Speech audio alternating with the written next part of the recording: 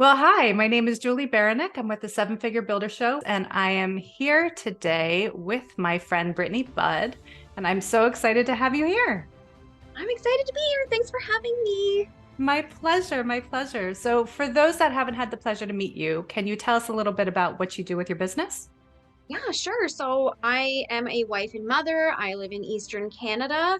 I was a stockbroker for 7 years before, moving into the business coaching world. And I am the content queen. People come to me when they want to make multiple six, seven figures using their content to attract ideal clients and convert those people into paying clients. Awesome, awesome. So, how long have you been in business? We're coming up on my 3-year anniversary any day now. February 1st is my 3-year anniversary, and it has been a beautiful and amazing ride. I believe that very much. I'm sure lots of twists and turns along the way. Always. So, how did you land on content? What is it that resonates about content with you? So when I first kind of started, I was just, general mindset and business coach. But ever since even when I was in stockbroking, people say to me, how did you create your brand? How are you coming up with content all the time? Like, how is this working for you and not working for me? They always say, whatever is kind of common sense and natural to you, it's probably not for everyone. And so that's probably your zone of genius. And I found pretty quickly that most of the people that were coming to me were saying the same things. I'm showing up, not getting anything for the time that I'm putting in. Where are all my ideal clients? What's wrong with me? What's wrong with them? Why aren't they buying? Why aren't they hiring me? What am I missing? Mhm. And it's content. It's the way you show up. You're online, that's your business. And every time you show your cute little face, that's your storefront, right? And it's probably more work than people realize. When they step into their industry, they think, okay, I own this amazing business. I'm a coach, or I'm a service provider of some sort, or I'm a consultant, or I've got these great products, not realizing that your business is your business, but your job is marketing. Mhm. And if you're not marketing well, then your business is just kind of this cute thing that you have on the side.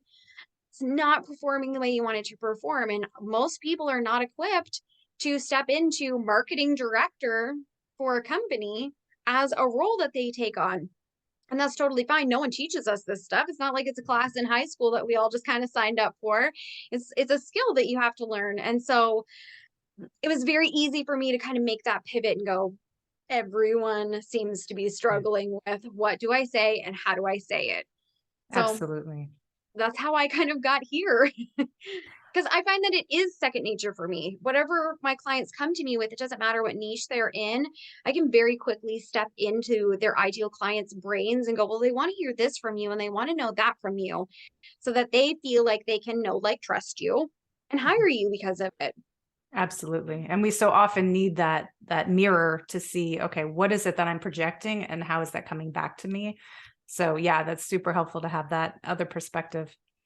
So I know one thing I've struggled with through the years, and I think a lot of people do, is that transparency in your content. Like how do you how do you get people out of their comfort zone? What do you say to people in that, that are in that place? Yeah. I mean, the online space is so noisy. And the only way that you can stand out is by being more of yourself, not less. It's very easy to kind of pop into any niche and hear a vanilla kind of resounding message that everyone's sharing. And if you want to be someone that stands out as an authority and as a leader, you have to be able to be more vulnerable. You have to be able to share some of your own journey and some of your story. And that does not mean letting people see every facet of your life. There are things that, it's just not appropriate Yeah. to share, or things that you don't feel comfortable sharing, then don't. Right? Like, don't feel like you have to put on a performance to get the right people into your world. But there are parts of us, and again, it's kind of that, well, I just do this every day. This is natural to me. So why would I share it? Because it's not natural to everybody else. And it's those things that connect people to you. It's, the jokes that you tell yourself and your quirks, and the things that make you, your personality. And because we are trying to portray something online, there's all of this, you have to be professional and you don't want to swear and you don't want to be inappropriate and you don't want to make goofy jokes. You want people to take you seriously. And thank goodness that's starting to go out the window a little bit, because that's how people get to know you.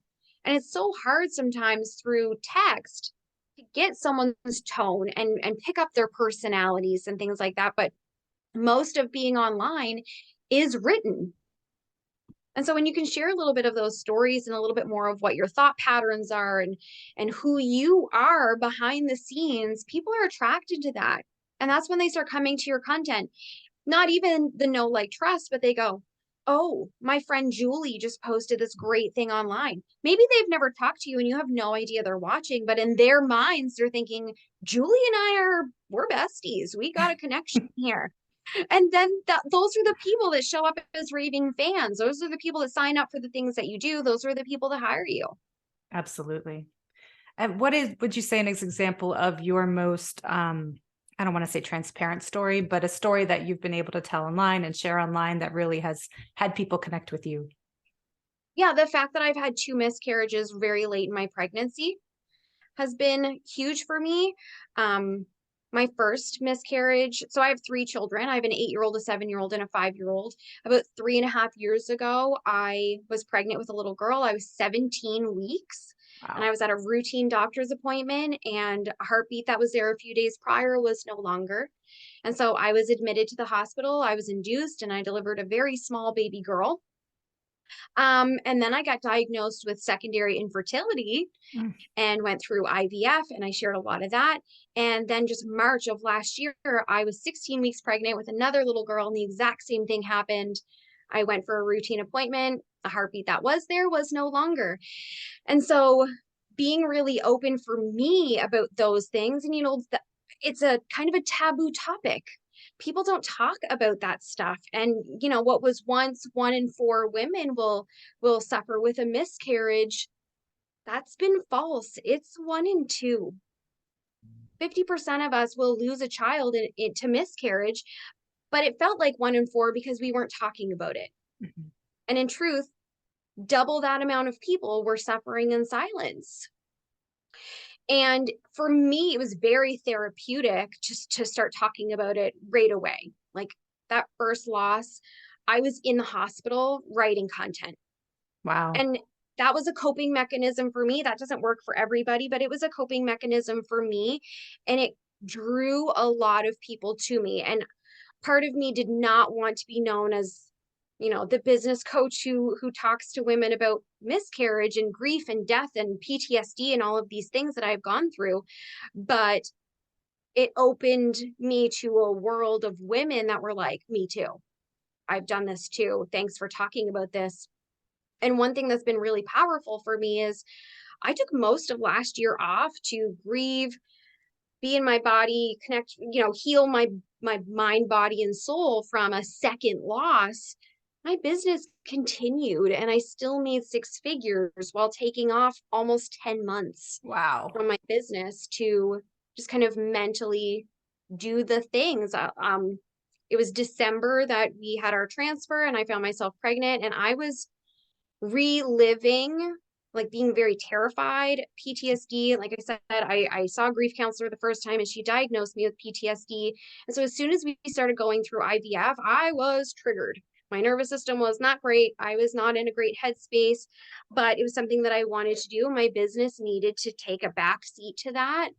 And I was fortunate enough that I built a business that I could walk away from and obviously still serve my clients that I had, but not try to force bringing on new clients and bringing in new money. I was just maintaining what I had already built and letting the rest, all the chips fall where they did and could and would, whatever.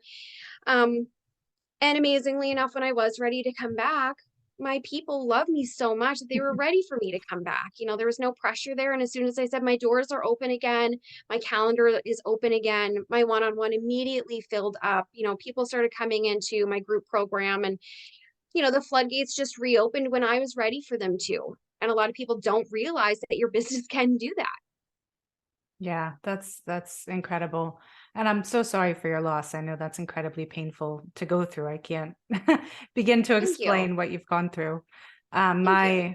My original career was actually a high risk labor and delivery nurse. So I'm more familiar than you'd think with your world that you went through. So it Thank is you. very, very tough for It sure. is not easy. It's not easy. And I still get people who will message me from the hospital and say, what happened to you is happening to me. Help. Yeah, I don't have answers, but I'm happy to sit there with you and chat back and forth while you go through it because it's really hard and it's really weird. And knowing that there's another person who's, hopping online and talking to tens of thousands of people in the run of a day, that they feel like they can do that with me. And I love that. that's awesome. So did you Yeah. feel like that platform was able to help you filter through your emotions and kind of Yeah. move forward? Or was it more Yeah. the support, or what did you take out of that? Everything. I let it for a long time. I let my social media be my journal a little bit, where I just be like, guys, it's a bad day. And, you know, as women, and especially moms, we try to do it all ourselves and we try to like be tough and be strong. And I just thought, no, I'm going to let these people love me because they want to and I need it. So I'm going to let it happen. And if I'm having a bad day, I'm going to say I'm having a bad day. Yeah, Like if you have good thoughts or prayers or energy that you want to send or vibes or whatever, send it. And people would. And it did make me feel better. Like I didn't care if it sounded selfish to let people do that. I had to let people in. yeah, Yeah. absolutely. So what kind of structure did you have in place with your business to help get through that gap? Would you say? Do you know what I mean? Um, I really don't feel like I had much of a structure. Like I said, I just kind of kept serving the clients that I had. But because creating content is just so much a part of who I am, I was still showing up online. Like it's not that I vanished off the face of the earth for months. I was still producing content multiple times a day. It just looked different. Mhm. So I wasn't making active offers to work with me. It was just, still sharing value about being a content creator and running a business, sharing a little bit about what I was going through. And if I didn't feel like it, I didn't force it. And so I mean, I didn't really have a big system in place. I just kind of kept doing what I always do. Yeah, well, and that's important that people are connecting with you on an ongoing basis, and then that just draws them to you. Yeah. Exactly. Do you use any type of automation in your business now, or what do you use going forward? Um, I mean, for people coming new into working with me, like, of course, I have, all these systems. My OBM, Katie, she's amazing. She does it all for me. But, yeah, I've got my sales pages, and when people buy, it sends them the emails and adds them to the portal and does all these cool things that I don't know anything about. And so, that's there, and she's amazing at repurposing my content into emails um and things like that. I try to keep it so simple. I think that the more confusing a business is, the more difficult it is to deal with. Mhm. And so keeping it as simple as humanly possible has served me really well because we want it to be simple. We don't want to worry about all of the cogs and wheels in our business. And that's what Katie does for me. She worries about the cogs and wheels.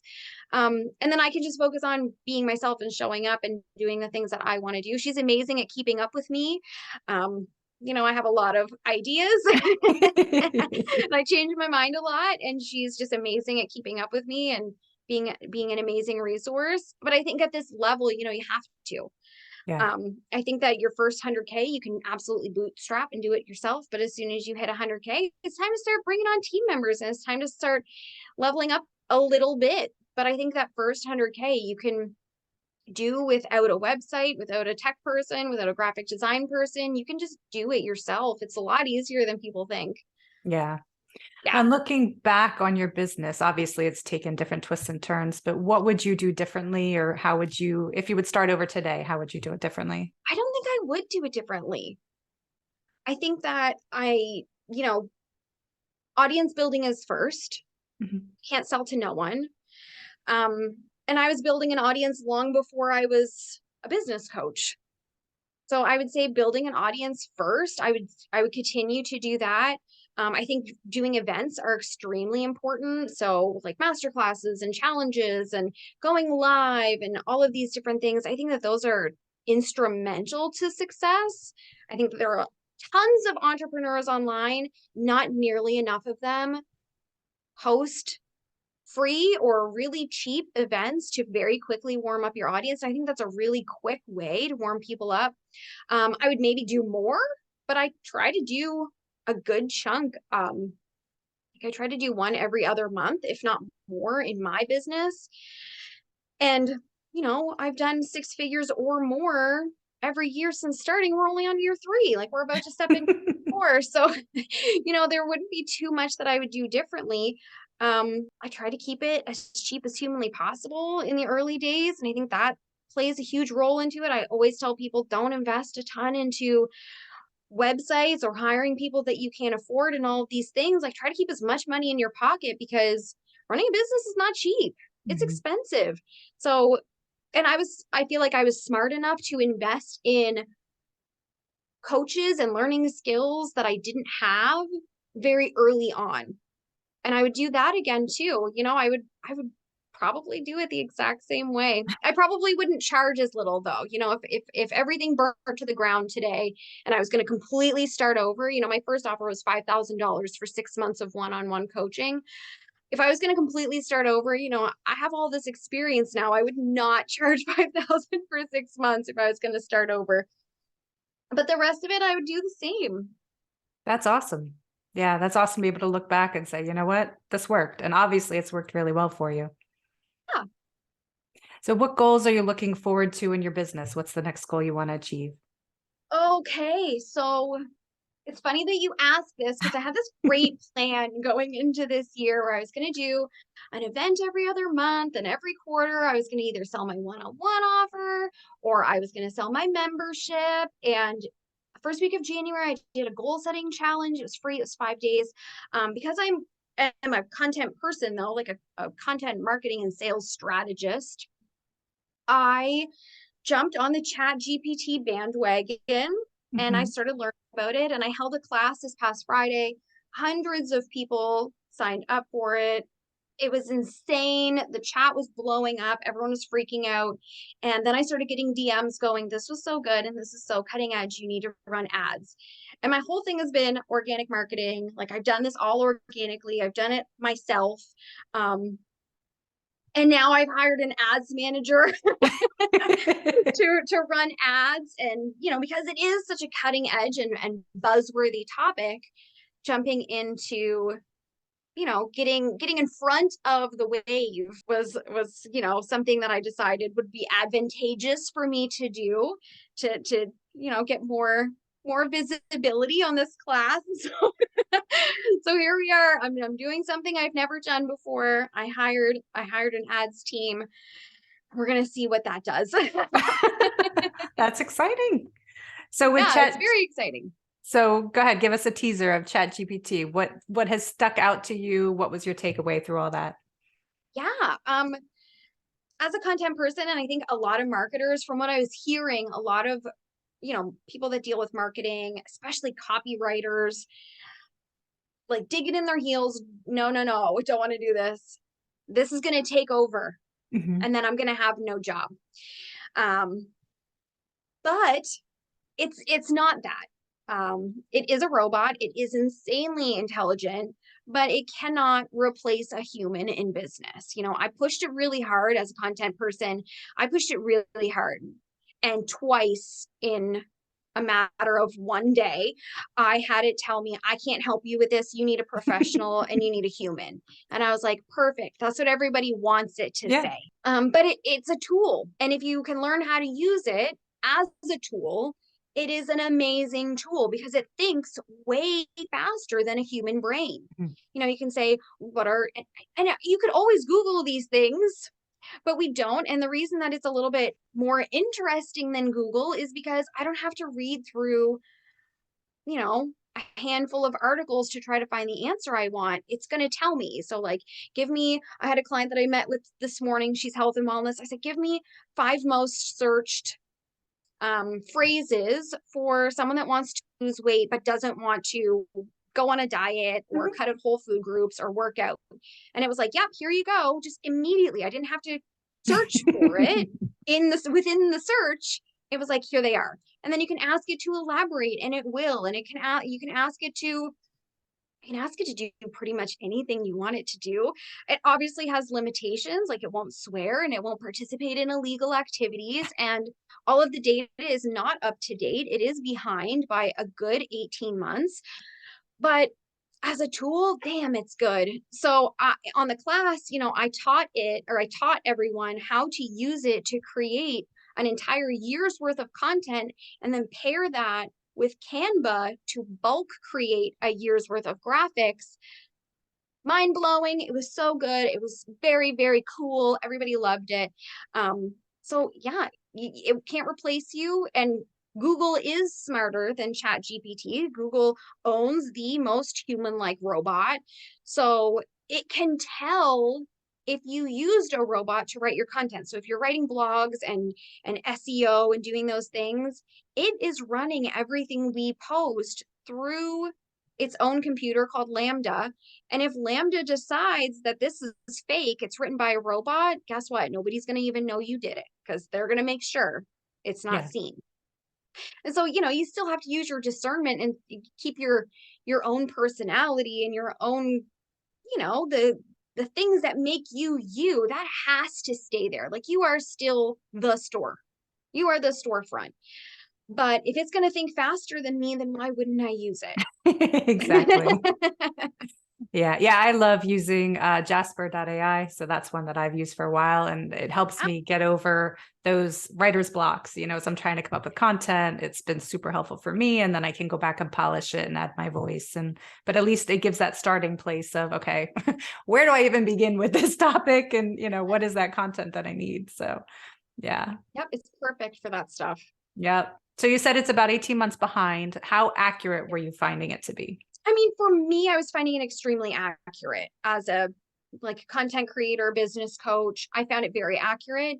But I do know that some people in other niches that were more, I want to say more medical. And I say more medical because Canva has come out with its own robot called Magic Write. And Magic Write would not help one of my clients because it deemed it medical.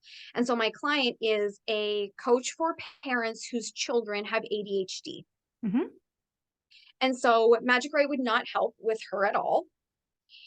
And she felt that ChatGPT was not giving fully accurate information. She said tons of it is good, but some of it I'm not obsessed with, I'm not in love with, I'm not super impressed. And then the same thing, I have clients that are in health and wellness. They expressed similar ideations that it's really great. Is it perfect? No. I kind of disagree with a little bit. But I think that, right now ChatGPT is free. We know that the CEO, Greg Brockman, has eyes on charging for it. And I think that when it's paid, it's obviously going to have to do a better job. But for a free tool, phenomenal. Absolutely. Yeah, it's great to have those tools to help you be more productive and move faster, right? Exactly. So talk to me about your program. What is it you do specifically to help business owners with your program? Yeah, so I have 2 ways to work with me. One of them is one-on-one. And that's obviously very high touch, very high level. It is for 6-figure earners who are feeling like, okay, I launched and it flopped, or I'm getting clients, but it's a little bit inconsistent. How do I make it more consistent? Less of the throwing spaghetti at a wall, I guess, would be it. Yeah. So we meet weekly for 45 minutes, and they get access to me in Slack. So I'm in their pocket as a resource to them to create content and connect more with their audiences, plan events, market those events, sell people on those events. I mean, how often have we, done a class and made a pitch, and at the end, nobody signs up. Everyone's just like, thanks. Or as soon as you're like, and here's how to work with me, and everybody logs off. Right. We hate that. It feels so bad. Oh, yeah. But it is unfortunately kind of a common thing. But there are tricks and skills to learn to avoid that and make it a little bit more polished and work a little bit better. So those are kind of the people that come into that side of things. I also have a membership, and it is called the 10K formula. And in this membership, it is on demand, access to my trainings, which start at the beginning, growing your audience with the right people, showing up online. What do I say? How do I say it? I've got a sales conversation. How do I actually have a sales conversation?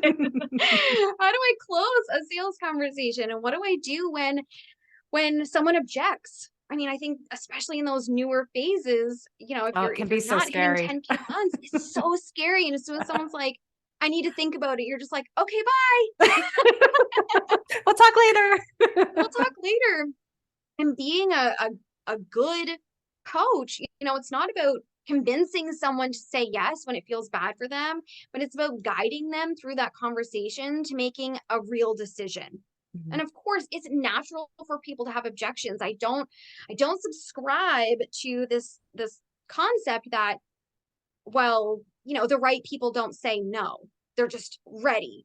And that's just not true. The normal human brain has reservations about everything. Like when your alarm goes off, your brain's like, let's not get up. Like it That's every objects to just morning. getting up every Right. morning. So of course it makes sense that your brain is going to object to making an investment. Your brain's objecting over every decision that you make. So trying to convince people that, oh no, the best clients never object, false. They have brains. And your job is just to kind of help them see what the thoughts are and make a decision. And so, we do all of that. We do small events. I like to do 90-day sprints with the people in the membership. So I'm like, let's pick a goal for 90 days and let's run at it. Let's check in with our mindset. Let's check in with our commitment. How are we feeling in our bodies and our minds and our souls? What's going on? There are tons of bonus resources like time management and manifestation and mindset tricks, and the chat class just got uploaded in there for everybody that's in there. So there are tons of resources inside of that. There's a private Facebook community that is beautiful and amazing. And in that community, you can ask for coaching anytime with me. You can share your stories, share what you're working on, share your wins, share your struggles. It's a beautiful, uplifting place. And then weekly, we do 90-minute hot seat style coaching where everybody gets coached with me if they want to. And it's me. It's not one of those programs where I have a ton of additional coaches. It's me and it's my heart. There's a beautiful workbook. It is how I built my business, but also from the lens of my way is not the way. Right. So let me help you find your way. And I think that that's really important in business. I think that that's why so many people struggle is they hire these coaches and the coaches say, this is what I did, so you need to go and do this. And, they struggle and they fight and they don't love it. And they're just thinking, well, at some point, I'll just start loving it. At some point, it'll just start working because it worked for her. And that's just not true. It's about finding what works for you as a human, as a mother, as a wife, as a person that maybe has a full-time job on top of it all. How do I create a 10K, a business that creates 10K months for me that feels good? Right. That's not painful. It's not painful. And so that's the other way you can work with me. It's $100 a month, or you can save $200 by buying an annual membership. So it's $1,000 for the year.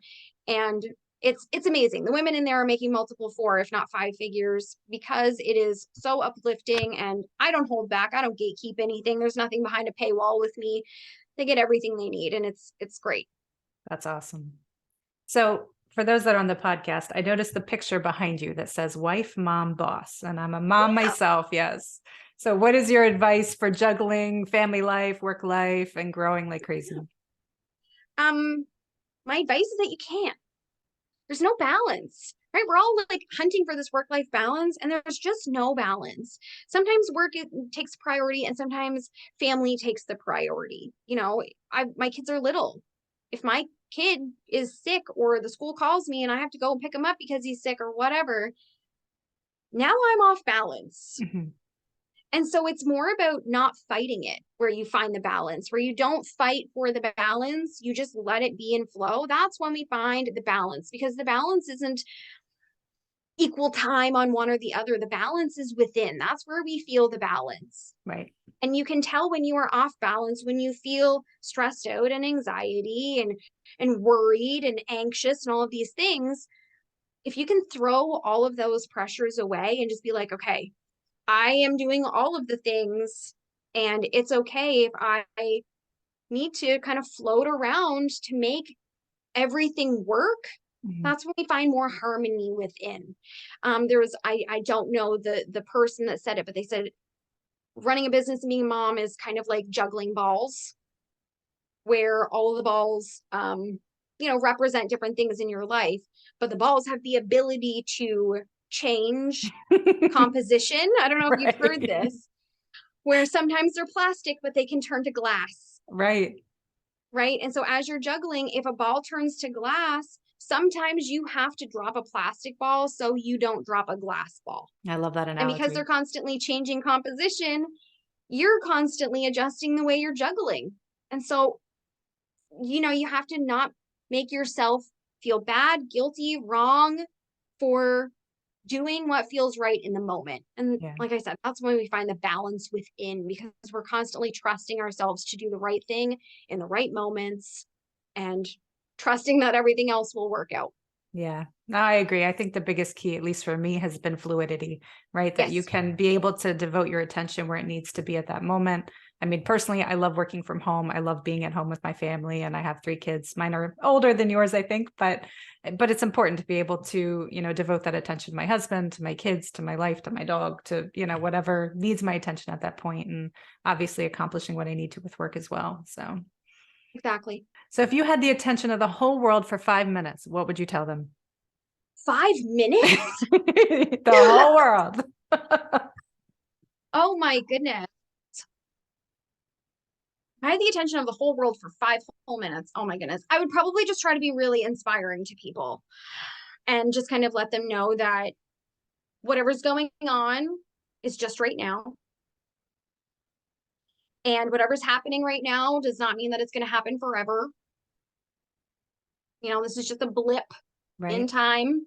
We're just we're just humans. Our brains are just meat with electricity. We're just these meat suits standing on a rock that's flying through space. Like nothing is that serious. Absolutely. Yeah, we're all just kind of doing our best. But then, because of my niche, I'd want to talk to the women coming from finance and going into business coaching. Had a lot to do with me being a young woman with pink hair and small children, walking into rooms that were very typical stockbroker rooms. Hmm. Men in power suits with briefcases, assuming that I was there as an assistant, a note taker, a proxy of another stockbroker. I wasn't always taken very seriously. And I did that for 7 years. I managed over Wow. $21 million in assets for over 150 different families, not individuals, families. And people would still kind of, oh, hey, doll, get me a coffee. Um, and so I very, very quickly found a passion and a heart for women, for mothers who want to get rich, who want to make a name for themselves, who want to impact their families and their communities and the world as a whole, who probably aren't taken very seriously because we're not men. And so, if I had all this attention, no hate to men, I love men. Men are cool, if we're gonna kind of channel share there for a second, but women need to know that whatever you want can be yours. You can have it all, and you can have it all at once. For a long time, it was a message that was kind of pushed on us, was you can have it all, but not all at once. You can have the business, family sacrifice. You can Right. have the family, business sacrifice. You can't do it all. Yes, you can. Why can't you? Who's telling you you can't? Why is this the rule? Of course you can. You can build whatever you want if it is in your mind and in your heart. That's all you need. There's no bat signal that's going to kind of shine into the sky and be like, this is your sign. If it's in your mind and it's in your heart, that's the sign. Start moving, Absolutely. start doing it. Start now. Start with nothing. Start with no idea how you're going to do it. You know, when I first started coaching, I covered in sweat, completely shaking, went live on my Facebook and said, I'm a coach now. I'm terrified, by the way. I'm thinking everyone's going to wonder, who is she? Who does she think she is? What qualifies her? I said, I'm a coach now. I had no idea what kind of coach I was. But if you want some free coaching with me, I've made a Google form. Please go fill it out. I'm going to do like 3 people. And 8 people filled out the form and wanted to get free coaching with me, even though I had no idea what kind of coach I wanted to be. And that was a big deal to me. I remember crying in my driveway, being like, okay, I could do it's this. happening. Yeah. This is it. We're going to do this. And so, of course, I accepted all 8 people because I was hoping that they would know what kind of a coach I should be. And they did. You know, people are always forming opinions based on the way that we show up. And 7 out of the 8 people wanted me to teach them about creating an online presence, creating a personal brand, creating content, running a business, being profitable, getting people to work with you. So it was super simple for me to go, oh, okay, that's the thing to do. But, you know, you got to take that scary step. And even if I was going to start over, you know, let's pretend I started over and everyone forgot who I was. I would probably take free clients again. Start getting the word out. Value. Yeah, to get that value and to feel out my audience and build that confidence. Sometimes I still do free coaching. Like I will do a coach-a-thon and I will be like, 25 people. Once I did 25 people in 10 minutes. Wow. Or 25 people got 10 minutes with me each. And I was going to solve one problem in your business. And I blocked it a whole day, 7.5 hours. I gave myself a couple of 15-minute breaks. And Calendly was amazing. I just used a Calendly link. I didn't make a fancy sales page or landing page. What's your name? What's your one question? Boom. And it was amazing. Gave me so much content, gave me so much confidence. A bunch of those people ended up hiring me for one-on-one. So just start. You have to start. Right. There's no green light. There's no special thing that you have to do first. Tell people that this is the thing that you're doing now. And start sharing your gifts. And that's it. That's it. Yeah. So how can listeners support you in your work? Where can they find you online? I am on all of the places. You know, as a content person, I can't not be on the places. I'm everywhere. Brittany Budd on Facebook. You can come hang out with me. I have a Facebook group called Get Fully Booked, Go Viral, and Get Rich with Your Content. Instagram at the Brittany Budd. TikTok at the Brittany Budd. YouTube, Brittany Budd. Pretty easy, Brittany Budd. My website, Brittany Budd. Pinterest, Brittany Budd. You can find me everywhere. There you go. Easy to remember. Yes, and I have a podcast with the same name as my Facebook group. Get Fully Booked, Go Viral, and Get Rich with Your Content with Content Queen Brittany Budd. Awesome. Yay. Well, thank you so much, Brittany. I appreciate it. This has been a lot of fun. Super fun. Yeah, absolutely. So if you want to reach out to me, you can reach me at sevenfigurebuilder.com and definitely hit up Brittany Budd and check out all her programs. And we'll see you in the next episode.